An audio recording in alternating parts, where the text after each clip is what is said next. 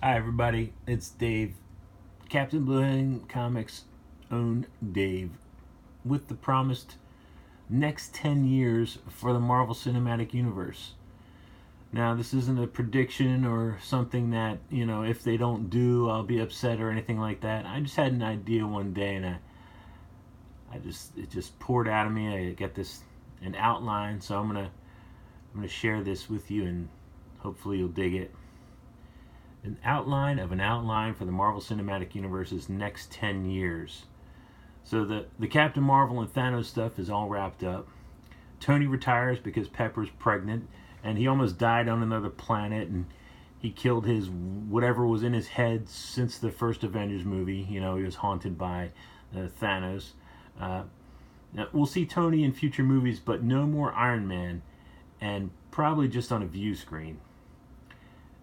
Steve Rogers becomes head of S.H.I.E.L.D., possibly after being aged a bit because of being in the Soul Stone and because Fury has disappeared again somehow.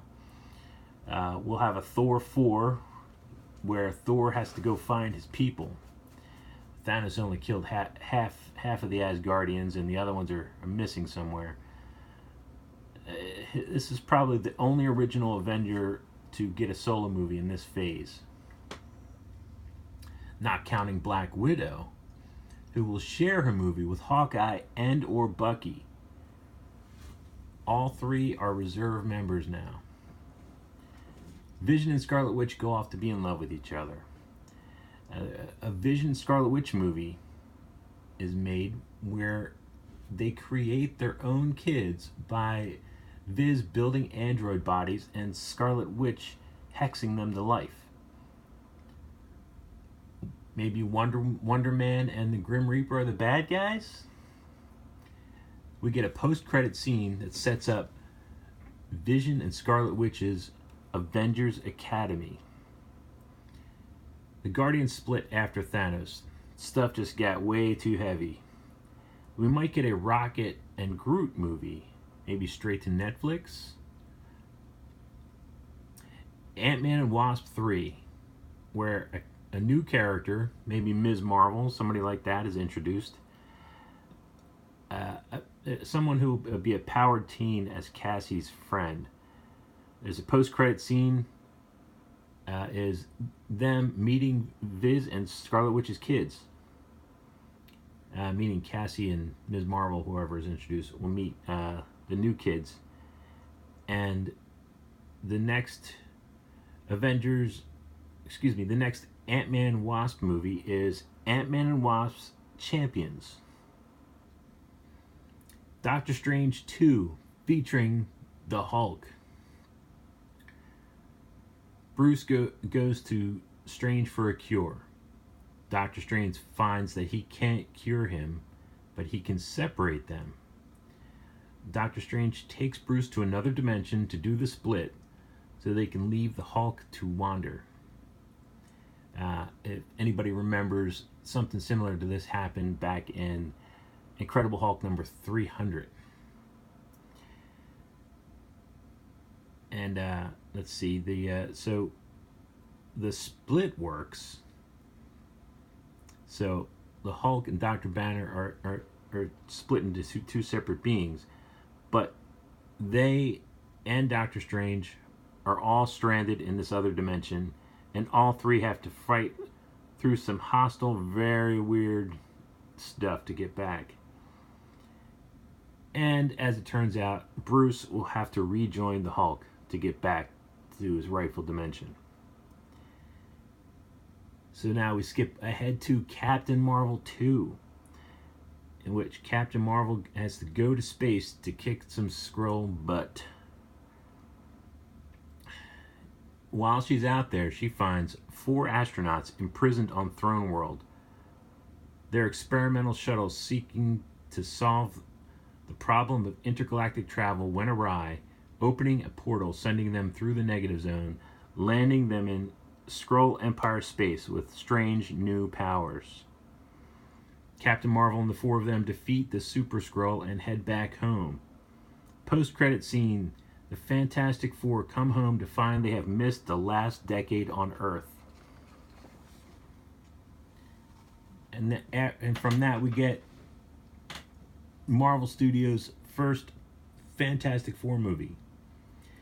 The visual tone of this movie is going to set it apart from Avengers and Doctor Strange and Thor. The Fantastic Four themselves and the Baxter Building are going to be just Kirby-esque. Just like set apart by just being colorful and weird, and the FF will be bright and shiny and weird against the rest of the world. We'll see Kirby dots in 3D.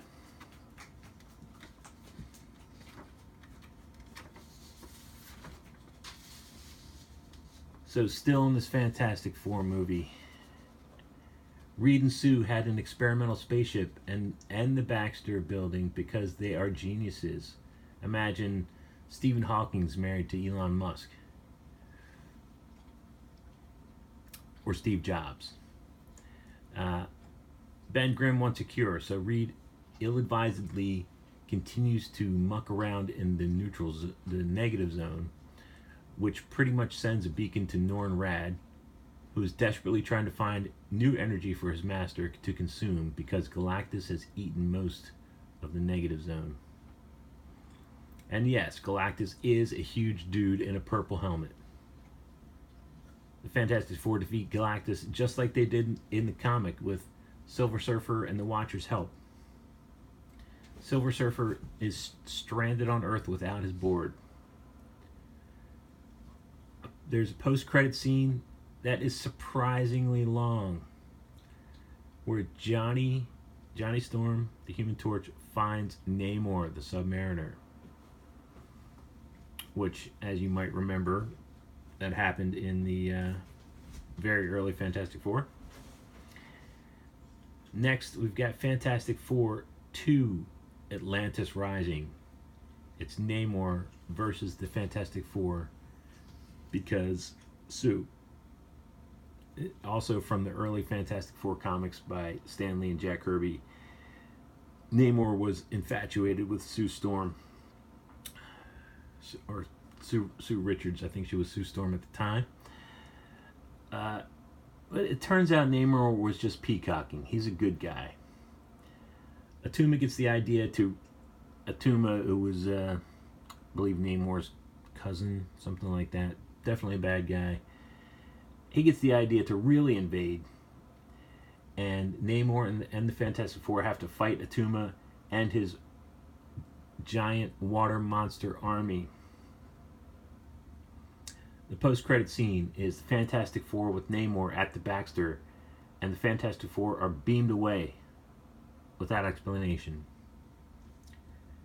A post-credit scene. Silver Surfer has found his board but can't go past the moon, where he sees a huge armada of huge alien ships approaching. He goes to warn his only friends at the Baxter Building, but arrives to find only a stunned Namor. It's right after they got beamed away suddenly.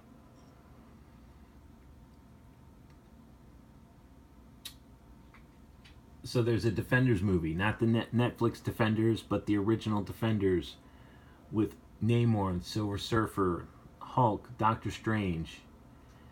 And this is really what this whole plan has built to.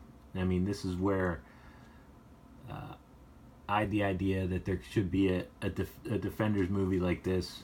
They call it something else, but this is where the rest of this outline kind of came from, is just to get to this point. The Defenders movie is the Kree Skrull War, which is from early Avengers books. Not too early, actually, just pre-100 of the original Avengers series. Namor wants to find out what happened to Sue, and Silver Surfer wants help with the alien problem, with that alien armada out there. The only help they can find is Doctor Strange and Hulk. They find them at the Sanctum Sanctorum. Where are the Avengers? Nobody knows. So the Defenders are the only ones against the Kree and the Skrulls. Post-credit scene. The Beyonder welcomes a large group of heroes and villains to Battleworld. And this culminates in a Secret War movie. Remember the original Secret War from 1984? You have the incredibly cosmically powered Beyonder grabbing heroes and villains and patches of the Earth itself to create Battle World, where he just wants them to go at each other so he can observe it. And that's where the Avengers and the Fantastic Four have gone, and you'll see other beings up there that maybe we haven't seen in the movies before. Good introduction.